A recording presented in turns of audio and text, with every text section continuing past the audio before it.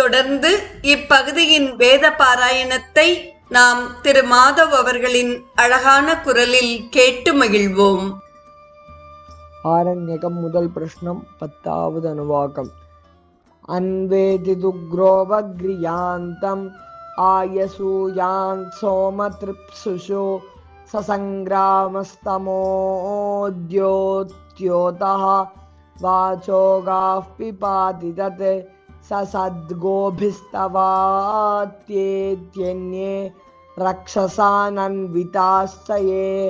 अन्वेति परिवृत्यास्तः एवमेतौ स्थो अश्विना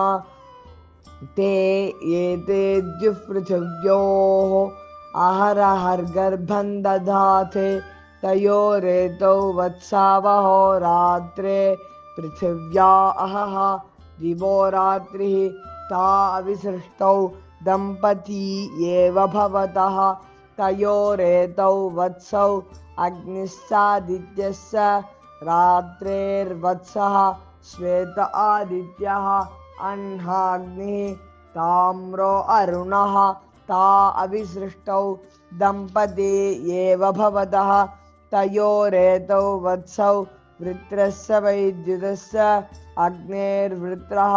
वैद्युत आदित्यस्य ता अविसृष्टौ दम्पती एव भवतः तयोरेतौ वत्सौ उष्मा च नीहारस्य वृत्रस्योष्मा वैद्युतस्य नीहारः तौ तावेव प्रतिपद्येते सेयगुं रात्रि गर्भिणी पुत्रेण संवसति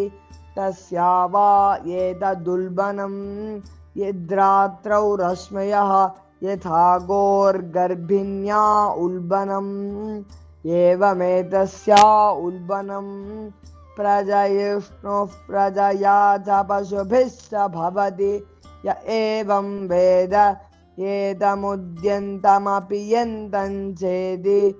आदित्यः पुण्यस्य वत्सः